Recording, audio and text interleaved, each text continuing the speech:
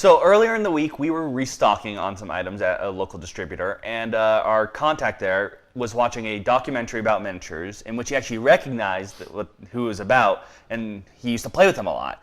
And he told us about this documentary, and so we're like, this sounds really cool. We should watch it. So we actually did watch it, and we're going to give our little review of it here, just like we did for that Magic movie a while back. It is called The Dwarvenaut, and it's a documentary about this guy, Stefan Pokorny, who is the founder of the company Dwarven Forge, which is a company that we've actually seen their booth at Gen Con. Oh, no, actually, that was one of the things. Like, as soon as we first saw, I'm like, I know that booth. Right, exactly, because it's got these crazy 3D miniatures for Dungeons and Dragons, or any role-playing game, but specifically Dungeons and Dragons. And the movie is about this guy's life, how he got started, as well as particularly this one Kickstarter campaign. A very big one, asking for $2 million.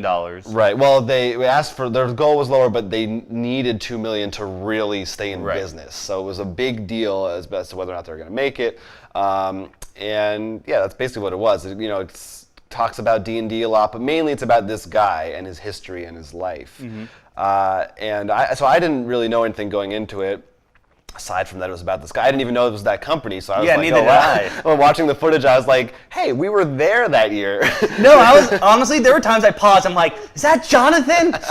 Yeah, trying to find ourselves. So that's kind of a surreal thing. You don't usually watch movies that you were present at for the filming, but I'm definitely now, next time we go, going to look at this booth and be like, oh, hey, you're the guy from the movie. Hopefully, maybe he's there. We can meet him.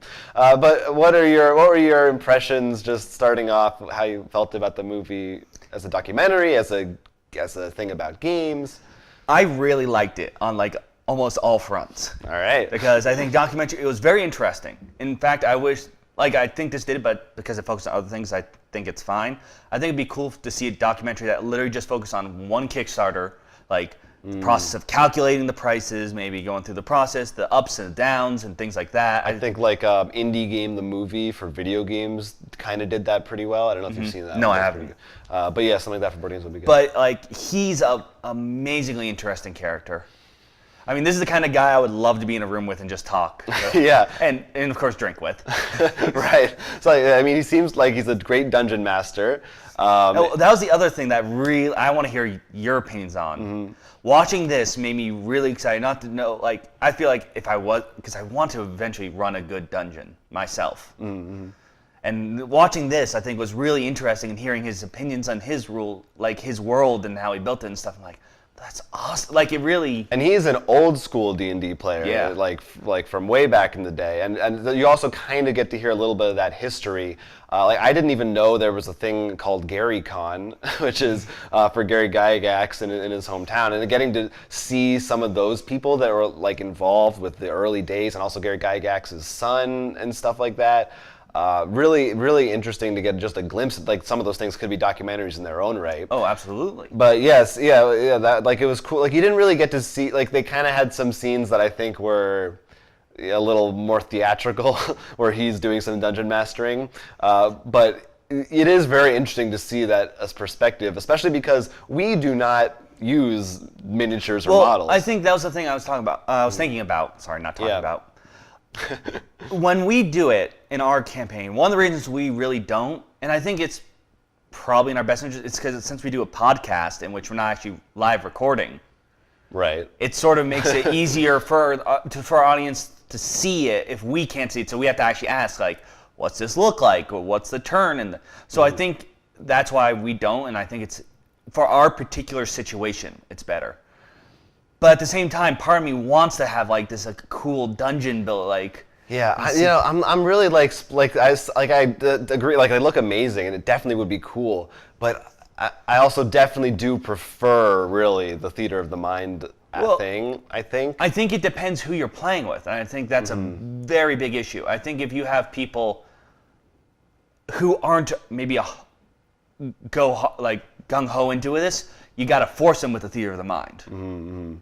But if you have a group of people who already are so willing to get into it, and one of the things I loved what he said was you can really see people whether they're going to backstab you or they'll steal the treasure. Right. If you have that group, that they'll naturally just go full on into it. that's fine to build that because they can already see it without trying, and they're just going to get into their character more. You also, and in the early days of D&D too, it was much more tactical. I'm sure. My guess is that Stefan does not play 5th edition, or maybe he's tried it, but probably like prefers 3.5 or something like a lot of people do, or even earlier than that, because he's just he seems like that kind of a purist maybe.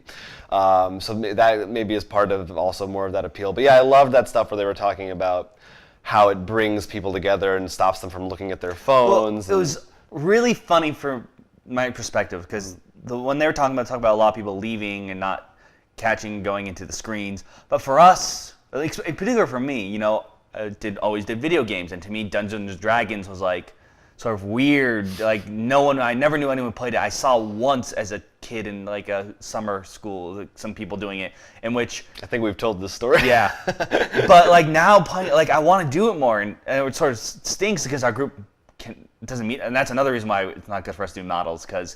I feel like that's good if you meet every week, like the investment. But when we have trouble meeting once a month, yeah, it's a little more time input than is needed for us. But I agree with you. I thought it was a really great movie. I think it's the perfect balance of going into the game stuff, but really it is about this interesting guy, and I think that anybody could watch it, whether they have a background in any kinds of games or not. It's like the same way like Jiro dreams of sushi. You don't need to know about sushi.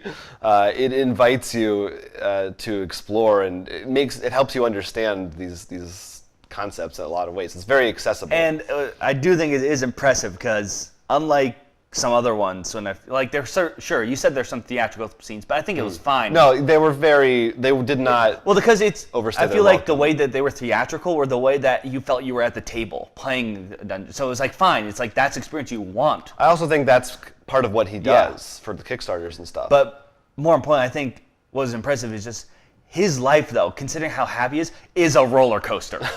Yeah, no, it's crazy. I mean, he was adopted and dedopted. Yeah, like it's a very interesting history, and they go into it a lot, and it's just talking about his parents and the different ways they reacted to him. He's an artist, and his like troubles going in school, getting kicked out of school and stuff, which is I always enjoy hearing stories about people who weren't good in school and they're successful.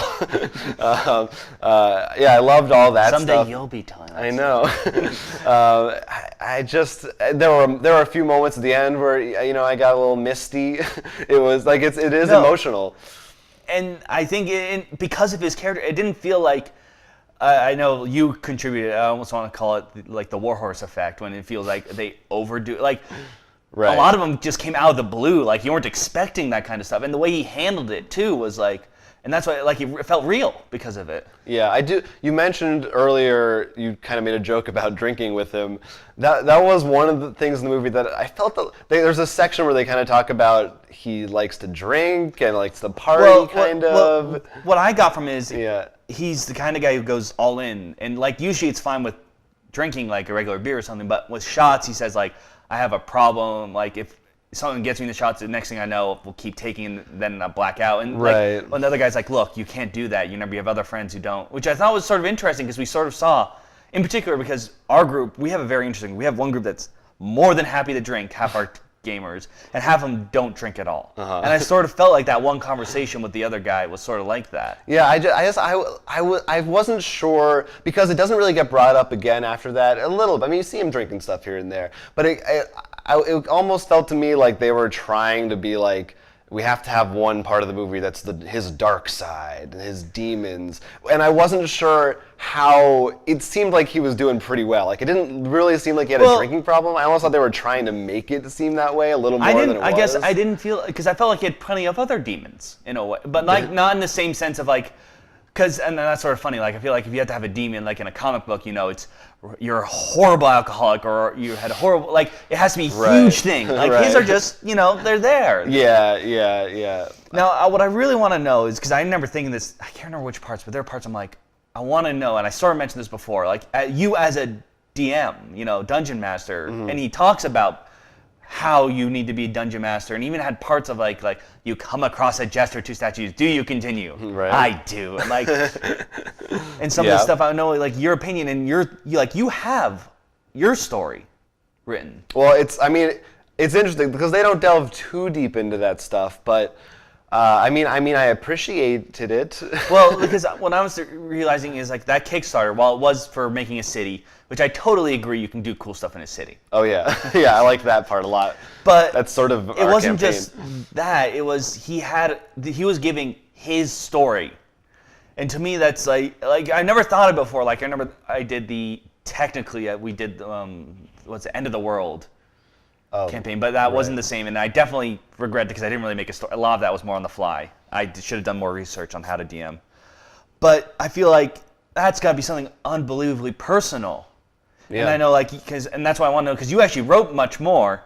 And then I also wonder, because if you watch this whole thing, I'm wondering how much of his own life appears in this story. Oh yeah, that's cool. I you like could that. easily pull, his life could easily be a campaign on its own. Yeah, and that's something that, how much stuff subconsciously just comes from your life, your personality into the world. And so that's what I wanted to know, I was curious about from your point of view. Yeah, well, I feel like he's at a point, obviously he's been doing it way longer than I have. So what? He started at 14 or something? Yeah, I think he said younger than that. Yeah, 8. And so I think at some point I'll hopefully get there, or I do, because he has a whole world. I think that's where you start. Like right now, I have a few cities, and that becomes a country, and that becomes multiple countries, and then you just have a universe. And yeah, I would love to sit down, and I almost wish that there were some parts of the movie that maybe talked about that a little bit more, but more than the actual role playing, I would have liked to see a little more of how the actual models are produced and painted and sculpted. They touch on it here and there, but I personally was just really interested in the actual mechanical process of it. I would have liked to focus on that. It was interesting, but we did see it a bit more because it's sculpting. It's there a little bit, yeah. And I think that's always seems to be a thing with us, with everything. It's we always want the behind the scenes of how it's made and how it looks. Well, in the Magic movie, that's not even that. We mentioned.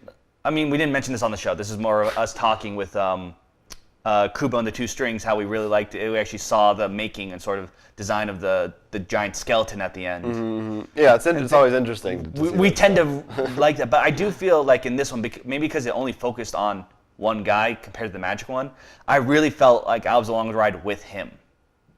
So I definitely highly suggest this if you're into, especially if you're into miniatures or RPGing, because I do think those touch on both of them. Or even just just as a movie about business, it's interesting. Also, just about entrepreneurship. Yeah. His story about when he first made his company and had to argue for an hour about whether the word dwarven's an actual word. Yeah, there's some really interesting stuff in there.